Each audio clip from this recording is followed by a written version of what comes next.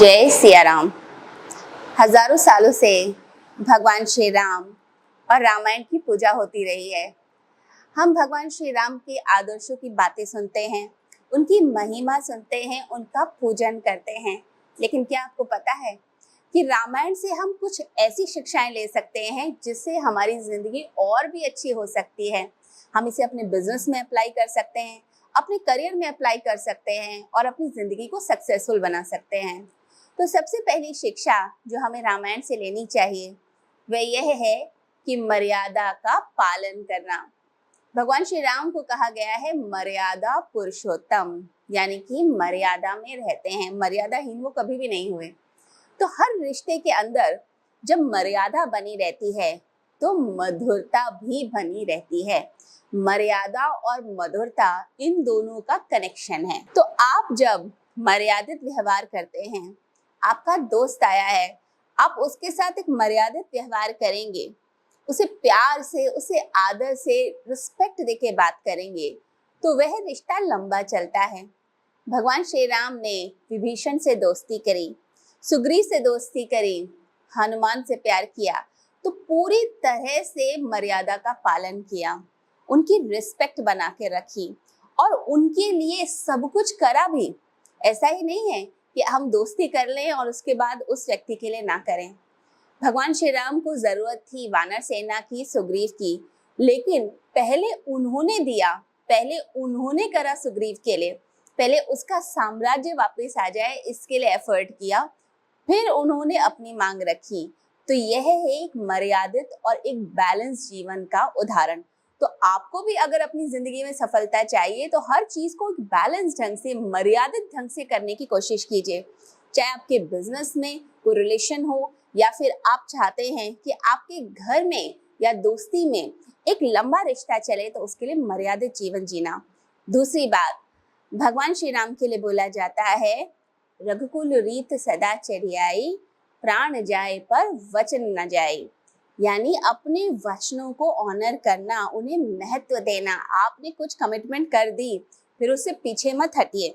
लोग क्या करते हैं, अपने वचनों से, अपनी बातों से पीछे हट जाते हैं, फिर कहते हैं मैंने ऐसे कब कहा था, ऐसी क्या बात हुई थी कल, मुझे तो याद भी नहीं है मैंने क्या कह दिया। यानी आपको अपनी वैल्यू खुद ही नहीं है, आप अपनी कदर ही नहीं करते हैं। तो अपने वचनों को ऑनर करना, उसे इज्जत देना। आपने किसी को वचन दे दिया है, उस वचन को निभाइए। आपने कहा है कि कल मैं 10 बजे आऊंगा मीटिंग में और आप आते हैं लेट, 11 बजे आते हैं, या आप मीटिंग में आते ही नहीं और उस व्यक्ति को ये कह देते हैं कि ऐसी बात हुई थी क्या, कब हुई थी, मुझे तो याद नहीं, मैंने तो ऐसे ही बोल दिया था मजाक में। तो आपकी बात फिर हल्के में ली जाएगी। लोग ट्रस्ट नहीं करते ऐसे लोगों पे। विश्वास तब बनता है जब आप अपने वचनों का पालन करते हैं। इसलिए अपने वचनों पर ध्यान दीजिए, जो आपने जबान दे दी उस जबान को निभाइए। एक और बात हमें ध्यान रखनी है, रामायण से जो शिक्षा हम ले सकते हैं वह यह है कि अपने सलाहकार सही रखिए। देखिए, रानी कैकेयी अगर देखा जाए बहुत साहसी थी, राजा दशरथ की फेवरेट रानी थी। युद्ध क्षेत्र के अंदर जब राजा दशरथ हार रहे थे तब कैकेयी ने उन्हें विजय दिलाई थी। उनके रथ का पहिया जो है उसकी कील निकल गई थी, तो रानी कैकेयी ने अपनी उंगली उस कील की जगह लगा दी, जिससे वो रथ का पहिया चलता रहे और राजा दशरथ विजयी हो जाए, और राजा दशरथ की विजय हुई थी। तब राजा दशरथ ने उन्हें 2 वर दिए थे, और जिसके कारण फिर आगे की पूरी रामायण की कथा हम सुनते हैं। तो यहाँ रानी कैकेयी इतनी शूरवीर, इतनी समझदार, इतनी ज्ञानी, इतनी सुंदर, सारी क्वालिटीज होने के बावजूद एक सलाहकार गलत, वो थी मंथरा, जो उनके पास हमेशा रहती थी, उनकी सहायक थी। अब मंथरा ने गलत एडवाइस दी और उसके कारण क्या हुआ, राजा दशरथ की मृत्यु हो गई, वो विधवा भी हो गई, और जो उनका प्यारा बच्चा था भरत, उसने भी उनका साथ छोड़ दिया। उसने भी राजपाट नहीं लिया जिस राजपाट के लिए उन्होंने सब कुछ किया था। तो सलाहकार अपने अच्छे रखिए, गलत लोगों से सलाह लेना बंद कीजिए और अपने रिश्तों को महत्व देना। देखिए, पैसा ही सब कुछ नहीं होता। हमने देखा कि जब राम को वनवास हुआ, सब कुछ तो मिल रहा था। भगवान श्री राम को जब वनवास हुआ, जब उन्हें सब कुछ मिल रहा था, महल मिल रहा था, धन दौलत सब कुछ मिल रहा था, उन्होंने सब कुछ त्याग दिया। किस लिए? क्योंकि उनके पिता ने वचन दिए थे, उन वचनों का पालन करने के लिए। और जब श्री राम चल रहे थे तो उनकी पत्नी सीता ने भी क्या किया? उन्होंने पैसे को महत्व नहीं दिया, उन्होंने अपने पति को महत्व दिया कि मैं वन में रह लूंगी, जंगल में रह लूंगी, लेकिन रहूंगी आपके साथ। उनके छोटे भाई लक्ष्मण ने भी सुख सुविधा सारी त्यागी कि मैं अपने भाई का साथ दूंगा। तो रिलेशंस पर ध्यान दीजिए, पैसे पर नहीं। कई बार लोग क्या करते हैं कि अपने बिजनेस को ग्रो करने के लिए जो आपका पार्टनर है उसी को धोखा देने लग जाते हैं, या पैसे के लालच में आकर दूसरे व्यक्ति को साइड करने लग जाते हैं। आप अगर रिश्तों को अहमियत नहीं देंगे तो फिर आप ग्रो कैसे करेंगे? जब संकट का काल आता है ना, तब आपके रिश्ते काम आते हैं। तब उस समय जब पैसा नहीं होता, लोग मदद नहीं कर रहे होते, आपके अपने ही काम आते हैं। इसलिए अपनों का खास ध्यान रखिए और अपना कोच, अपना मेंटर आपका जो है उसकी बात जरूर सुनिए।